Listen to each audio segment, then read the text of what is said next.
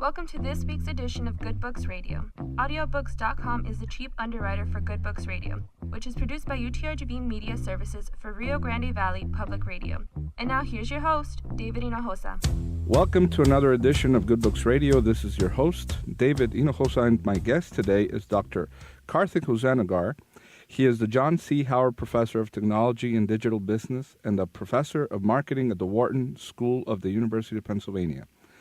He is also the co-founder of 4 different ventures and was recognized in 2011 by Poets and Quants as one of the best 40B school profs under the age of 40. His writing has appeared in Wired, Forbes, and Harvard Business Review. And his past consulting and executive education clients include Google, American Express, Citigroup, and SunTrust Bank. He earned his PhD in Management Science and Information Systems from Carnegie Mellon University, and he is here to talk to us about his new book, A Human's Guide to Machine Intelligence, How Algorithms Are Shaping Our Lives and How We Can Stay in Control. Dr. Kartik Hosanagar, welcome to the program. David, thanks for having me. First and foremost, congratulations on your new book. I truly found your book eye-opening, and it has furthered my interest in algorithms and artificial intelligence. I had no idea about all the implications that came with something that is ruling our social and entertainment and our shopping behaviors. Now, due to the fact that algorithms are affecting the way we date, the way we become social with one another, do we spend or interact more because of algorithms? Well, the algorithms are clearly creating a lot of value. They are helping us make better decisions, on search engines.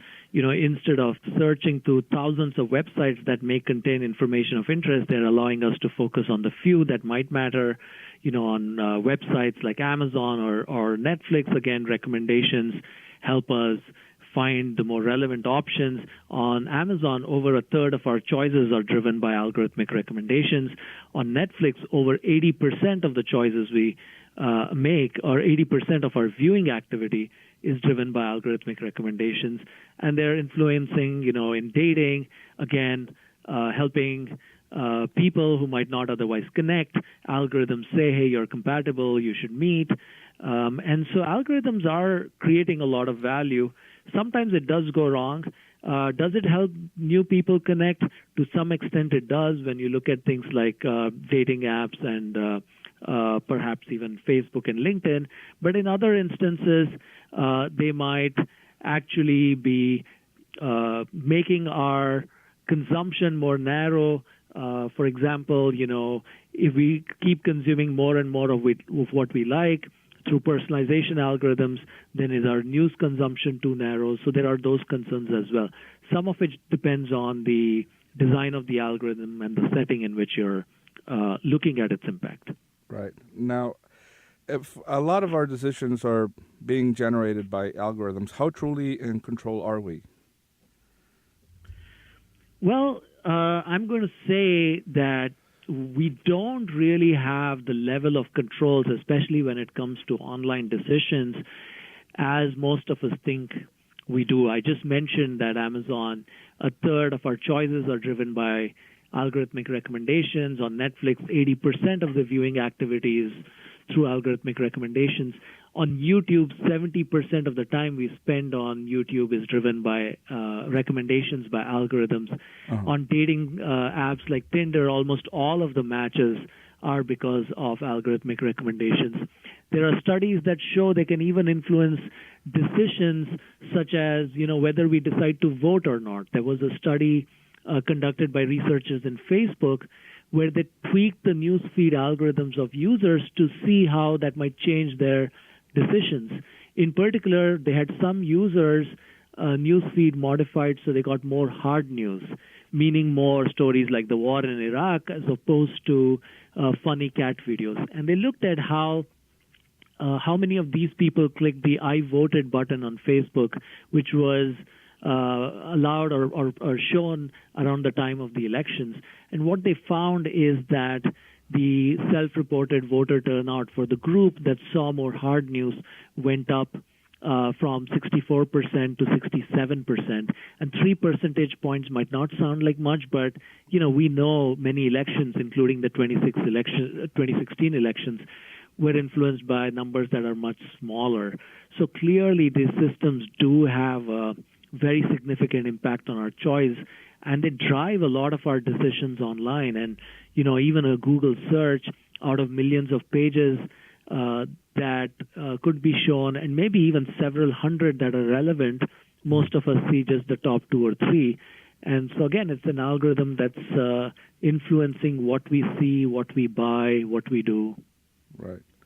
Now, you also mentioned that algorithms are not only just coded by someone, but there's new algorithms that learn from our own behaviors. I mean, I right now I can recall the example of how the Google project of the self-driving car, the algorithm within that, viewed how humans interacted. And could you tell us a little bit more about the difference between the algorithms?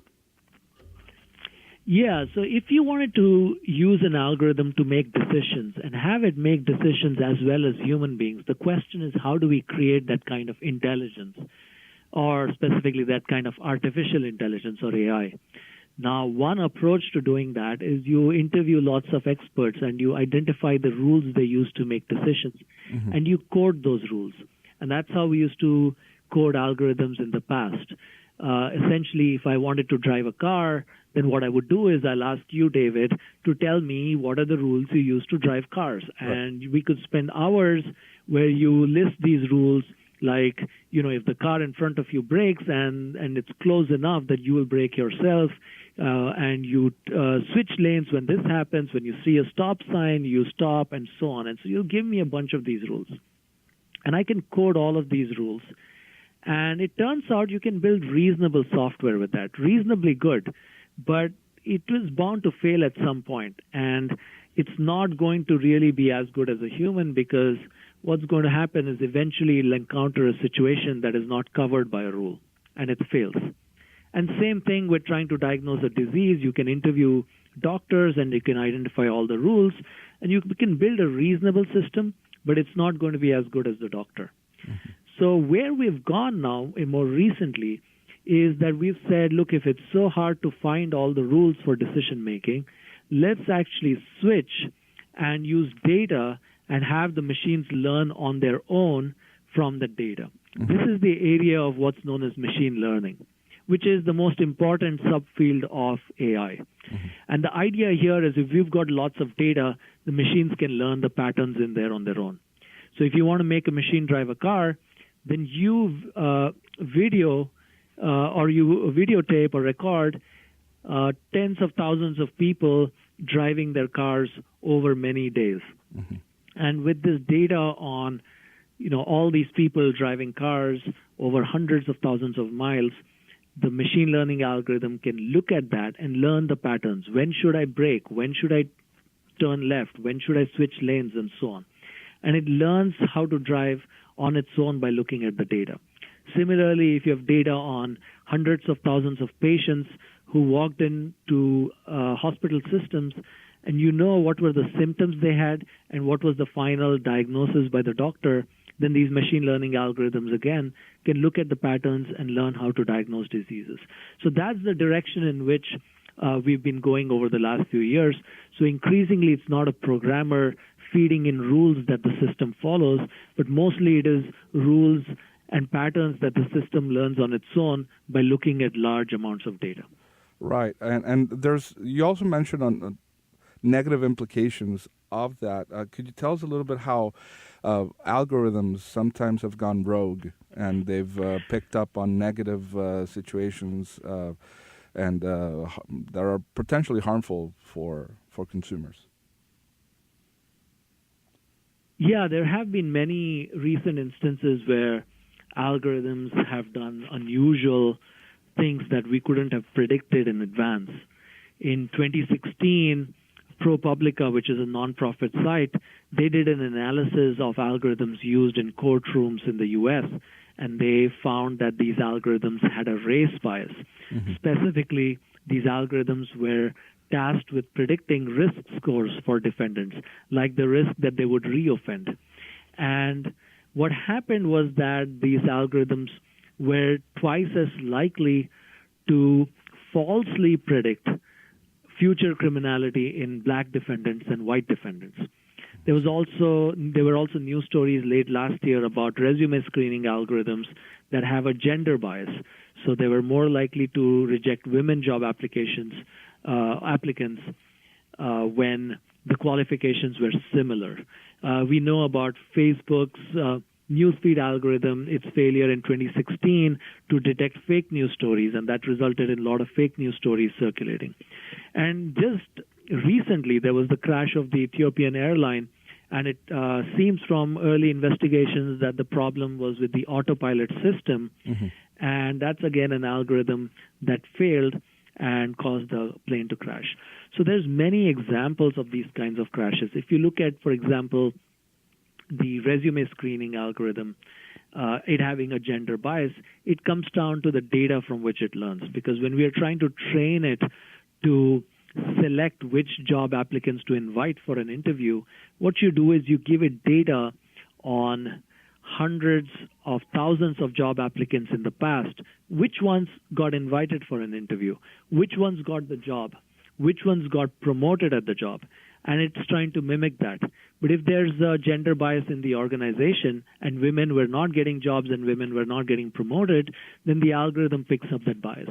And so some of these rogue behaviors of algorithms are coming often from the data. I see. Now, you also mentioned about a Bill of Rights of sort that was outlined by the U.S.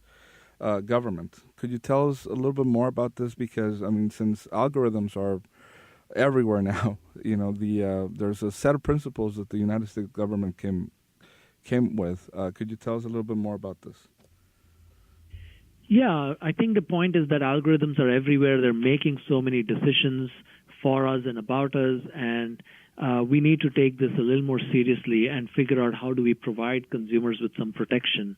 And that's what led me to come up with the Bill of Rights, which was some basic protection that consumers can and should expect from the algorithms that are making decisions for us. So one of the pillars of the Bill of Rights that I proposed was this idea, or is this idea of transparency. So that is transparency with regard to both the data and the algorithms' logic. And the transparency for users can be at a very high level. It can be just simple information on what kinds of data were used to make a decision, even just informing the user that an algorithm made the decision and then what data it used and what were the key variables that the algorithm used. So, for example, if you apply for a job, just being informed that an algorithm decided to reject your job application and being informed that the data used were not only what you provided in your job application, but also, let's say, your social media posts. That would be useful to know. And what were the key variables used? So just, again, being informed, with some simple explanations on the most important variables to drive job selection or for credit approval, what those were. So that's transparency. Another pillar I've mentioned is control, which is the idea that users should have a little bit more control on how algorithms make decisions for them or about them. And so we don't want to completely eliminate the human in the loop, but we also want to figure out how do we use the human productively in the way algorithms work. And sometimes that might be simple. So, for example, in 2016, Facebook's newsfeed algorithm had no feature that allowed people to report fake news or false news. And there were people who were observing fake news in their newsfeed, but they didn't know what to do about it because they couldn't alert the algorithm. Today, Facebook has a feature wherein with just 2 clicks, you can alert Facebook's algorithm and let them know you think a certain post is offensive or it's fake news and so on. And that, again, is this idea of involving the human in the loop. Let's not completely eliminate the human and make them passive. Let them be active users of the technology. And that's important to keep the user engaged, but also helps provide checks and balances. And also with regard to transparency, the other aspect of transparency is also, this idea that companies should audit their algorithms. I think the algorithms are moving to become more and more black box in nature. Some of the modern machine learning algorithms are highly opaque, and even the engineers cannot fully explain why these algorithms make the decisions they make. What is the precise reason why this job application was rejected? It's hard to say with modern algorithms like neural nets, which are modeled on the human brain. And so what is important is that before you deploy algorithms, especially in settings where they make socially consequential decisions, let's have an audit process in place so that companies audit the algorithms and then release them for public consumption. Now, in order for humans to be more involved in this, how much training should we look into? I mean, because we should have at least a broad understanding of how these work and how they influence us.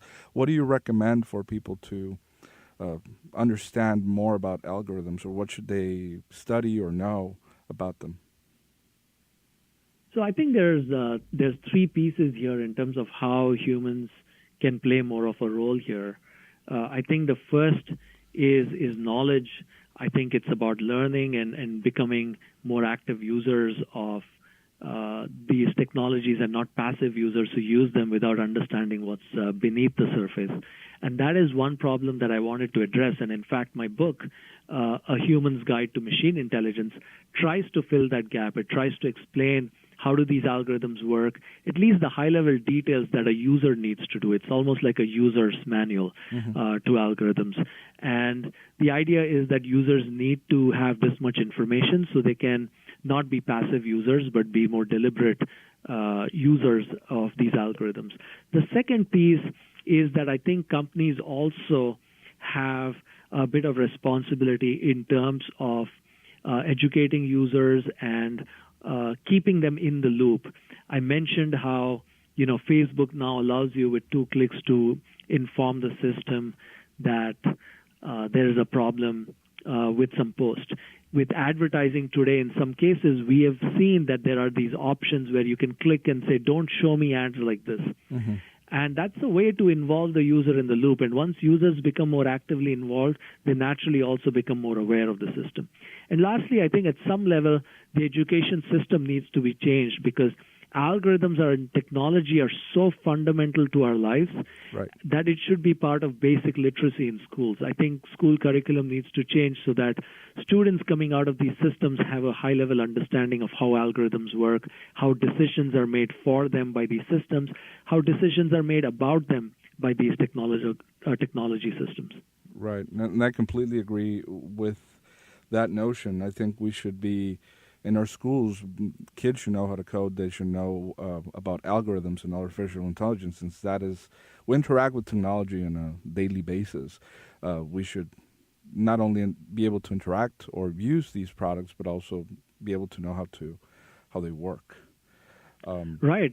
I think it's not necessary that everyone needs to be a programmer, but I think everyone will be a user of technology, so at least a certain level of understanding of technology is needed for every person to be effective. And so I think that basic literacy on technology and algorithms is needed. Right. Now, moving on a little bit on artificial intelligence, that chapter in your book really made me think a lot about what's coming. And one of the things was the replacement of a significant amount of jobs, that this might take place very soon. Could you tell us a little bit more about what types of jobs might be replaced by artificial intelligence, and maybe how soon can we expect those changes to take place? Well, I think artificial intelligence is advancing very rapidly, and as more and more data becomes available, more computing or processing power becomes available, these systems are getting better and better. So I think we will expect a lot of automation to happen. And one of the big questions, because of that, as you mentioned, is what happens to job creation. There is one viewpoint that in the past, with all technologies that came in that did do a lot of automation, eventually in the long run, they created more jobs than they took away. And the question is, will AI be like that? I think there is evidence to suggest that AI is different from past technologies in the sense that, it's automating some very fundamental things that humans can do, like make decisions, process a lot of data, and so on. And I think our ability to generate jobs at a fast rate, when a lot of jobs will also disappear, is actually not clear. And so we need to think about, how do we retrain people? How do we provide people with some protection and security when AI comes in? And I think all these issues will become important as one moves on. In terms of jobs that AI will take away, I think, first of all, jobs that involve a lot of data analysis and making decisions from those, AI will come in and take those over quite easily, and it will automate lots of routine tasks. And it's not just automation of, one class of jobs. It's going to automate lots of blue-collar jobs, lots of white-collar jobs. And I think there are settings in which, it'll create jobs as well. The jobs it'll create will be, of course, in things like computer programming and data science, which involves the analysis of data, and so on. The other jobs that will be harder but not impossible for it to be touching are the creative jobs. So I think the skills that will benefit people are either the creative skills, the people skills, and on the other end, the highly technical, data skills, programming skills, and so on. And lots of routine tasks will easily get automated with AI. And so one should keep that in mind as well. I see. Now, what is your prediction on AI replacing any aspect of education? Will teachers, will there be a point where teachers get replaced by AI, in your perspective? Well, see, that's where what I was going to say was that I think, we need to recognize that the human in the loop is very important. Especially when you're talking about settings like education, where you're trying to teach kids. I think those are settings where AI should actually come in the last. I think there are lots of routine tasks which can be automated. Maybe even, lots of people are employed as drivers in the U.S., taxi drivers, truck drivers. Those kinds of jobs will be affected a lot by AI. But when you come to jobs such as, let's say, teaching, you're talking about dealing with kids, you need lots of EQ in those jobs. And I think those are the ones that will be affected the last, because it's not just here's information, and the teacher's job is not just here's the information and I'll pass it on to you, but it requires a lot of understanding, reading emotion. It requires personalizing the communication to the individual. So I think those human skills are going to be addressed. The human EQ skills are going to be addressed somewhat later by AI. And I think it's more of the IQ types of skills that will be affected first. But even within the IQ type of skills, the question is, how might something like scientific discovery be affected? And today what we're talking about is automating tasks which humans know to do well, and there's data from which the AI systems can learn. But if you look at inventing stuff, which requires a certain amount of creativity, and it's not just here's the data, figure out the pattern, and go ahead. It's harder, but it's not impossible. And that's one interesting point I want to make, which is that computer scientists are focused on trying to create a new form of AI, which is commonly referred to as strong AI or artificial general intelligence. So the idea is most AI today is good at one task. It's not truly generally intelligent, because you have a chess-playing AI program that can beat the world's best chess player, but that's all it can do. It cannot speak. It cannot understand language. It cannot drive a car. Or you have an AI system that can drive cars, but it cannot play chess, it cannot understand language. Or you have Alexa, it can understand language, but it cannot play chess or drive a car, and so on. The goal is to build a strong AI, or artificial general intelligence. And the idea behind these kinds of applications is that, they will be generally intelligent. And then if they're generally intelligent, eventually they can beat humans at almost all tasks. And that's a future we're talking about, not 10, 20 years from now, but certainly not that far off. Some surveys say that we are probably 50 to 60 years away from artificial general intelligence. So it's not that far off. So the impact on jobs will be immense. The jobs that will be protected the most will be the ones that require a lot of EQ, or which involves creating AI itself. That is, again, truly fascinating. It's such a short time span. Like you said, a lot of things might get replaced. And then just lastly, before we leave, because we're running out of time, I read on your book that the bot experiment, or the bot activity that you described there, that bots are not only able to negotiate, but they were able to come up with their own language on their own. Could you just briefly tell us about that? Because I found that extremely fascinating.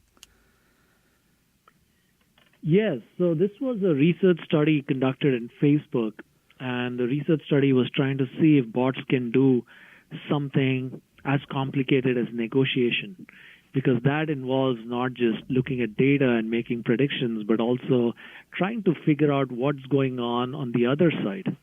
What is that other person thinking? How do you find common ground? How do you close a deal and create a win-win? Right. And that's not easy. And so the study was trying to see if you can get AI systems to negotiate. Because if you can, then in the future, we might be in a situation where, let's say, David, you and I are trying to negotiate, and we'd say, have your agent talk to my AI agent and let them negotiate and sort this out. So the value in the future could be immense. And they wanted to see how these systems did. And in practice, they did really well, much better than humans. They closed more deals than humans. They created more value than humans. They were less emotional. And sometimes we walk out of negotiations because we get angry or emotional. They were less likely to do that. So overall, they created a lot of value.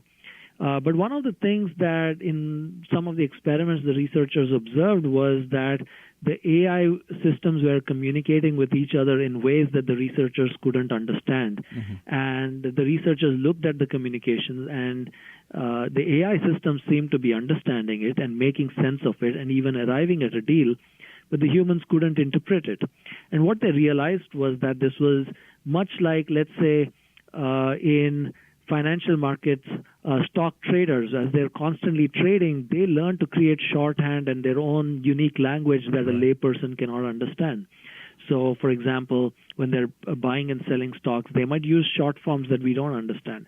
These AI systems, after negotiating for a long period of time, they also developed their own shorthand, their own new unique language, which the outsiders couldn't understand. And one of the implications is, again, now, in that study, by the way, the researchers, when they noticed this, they just put in a control or a boundary and put a constraint that the AI system has to converse in English, and it continued from that point on without a problem. Right. But it can also show how if you don't have the right checks and balances, an AI system can also go out of control. And, in that case, it was in a lab setting, no harm done. But as we roll out AI into significant settings, one has to worry about these kinds of situations. Right. Well, Dr. Hosanagar, your book has been fascinating, to say the least. Is there anything you'd like to add before we sign off? No, I think this is great. I enjoyed the conversation very much. Thanks for bringing up a great set of questions. I think overall my message is that algorithms can create a lot of value. They have a lot of potential. I'm not an algorithm skeptic. I think in the long run we'll get a lot of value from them. But there could be a lot of growing pains along the way. And so I think we need to take note of this issue, make sure as consumers we are doing the right things, make sure our elected representatives are protecting us, and firms need to take responsibility and do the right things as well. And then I think we'll reap the value without dealing with some of these adverse consequences. Well, your book has given me a lot to think about and what to expect in the near future. I want to thank you so much for taking the time and talking with me today, and I wish you the best with your book. Truly fascinating read. Thanks for having me, David. Bye. I just talked to Dr. Kartik Hosanagar on his new book, A Human's Guide to Machine Intelligence, How Algorithms Are Shaping Our Lives and How We Can Stay in Control. A truly fascinating read. I want to remind our listeners that if you missed our broadcast today, you can always listen to this and our other interviews on our YouTube page at Good Books Radio Strong and Cook. This is your host, David Hinojosa, and I want to thank you for listening.